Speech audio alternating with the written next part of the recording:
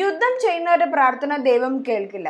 ലോകത്തെ ഞെട്ടിച്ച ഈ വാക്കുകൾ വന്നത് വത്തിക്കാനിൽ നിന്നാണ്. ഓശാന ഞായർ ദിനത്തിൽ പോപ്പ് ലിയോ 14 നടത്തിയ ഈ പ്രസംഗം അമേരിക്കൻ പ്രസിഡന്റ് ഡൊണാൾഡ് ട്രംപിനെ ലക്ഷ്യം വെച്ചുള്ളതായിരുന്നു. ലോകത്തിലെ ഏറ്റവും സ്വാധീനമുള്ള രണ്ട് വ്യക്തികൾ തമ്മിലുള്ള പോരാട്ടത്തിനാണ് ഇപ്പോൾ ലോകം സാക്ഷ്യം വഹിക്കുന്നത്. അമേരിക്കൻ പ്രസിഡന്റ് ഡൊണാൾഡ് ട്രംപും ചരിത്രത്തിൽ ആദ്യമായി അമേരിക്കയിൽ നിന്ന് തിരഞ്ഞെടുക്കപ്പെട്ട പോപ്പ് ലിയോ 14 തമ്മിലുള്ള തർക്കം ഇപ്പോൾ രൂക്ഷമായിരിക്കുകയാണ്. എന്താണ് ഇവർക്കിടയിൽ സംഭവിക്കുന്നത്? നമുക്ക് പരിശോധിക്കാം. 2026 മാർച്ച് 29 ഓശാന ഞായർ. ലോകമെമ്പാടുമുള്ള ക്രിസ്ത്യാനികൾ സമാധാനത്തിന്റെ പ്രതീകമായി ഈ ദിവസം ആഘോഷിക്കുമ്പോൾ പോപ്പ് ലിയോ വത്തിക്കാനിൽ വെച്ച് യുദ്ധം ചെയ്യുന്ന ഭരണാധികാരികൾക്ക് കടുത്ത മുന്നറിയിപ്പ് നൽകി. യുദ്ധം ചെയ്യുന്നവരുടെ പ്രാർത്ഥന ദൈവം കേൾക്കില്ല. എത്ര പ്രാർത്ഥിച്ചാലും ദൈവം മുഖം തിരിക്കും.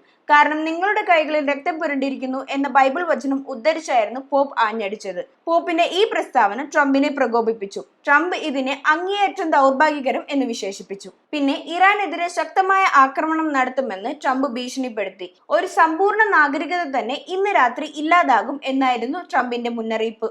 ഇതിനെതിരെ പോപ്പ് ശക്തമായി പ്രതികരിച്ചു. ട്രംപിന്റെ ഇത്തരം പ്രസ്താവനകൾ ഒരിക്കലും അംഗീകരിക്കാനാവില്ല എന്ന് അദ്ദേഹം തുറന്നടിച്ചു. പോപ്പിന്റെ ഈ വിമർശനം ട്രംപിനെ ചൊടിപ്പിച്ചു. പതിവ് പോലെ അദ്ദേഹം സോഷ്യൽ മീഡിയയിൽ മറുപടിയുമായി എത്തി.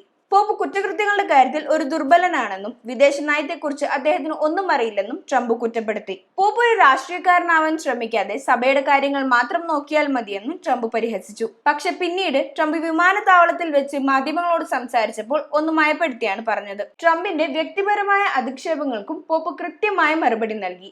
ഏപ്രിൽ 13 തന്റെ ആഫ്രിക്കൻ സന്ദർശനത്തിനിടെ വിമാനത്തിൽ വെച്ച് അദ്ദേഹം മാധ്യമങ്ങളോട് സംസാരിച്ചു. Or speaking out loudly about the message of the gospel, and that's what I believe I am called to do, what the church is called to do.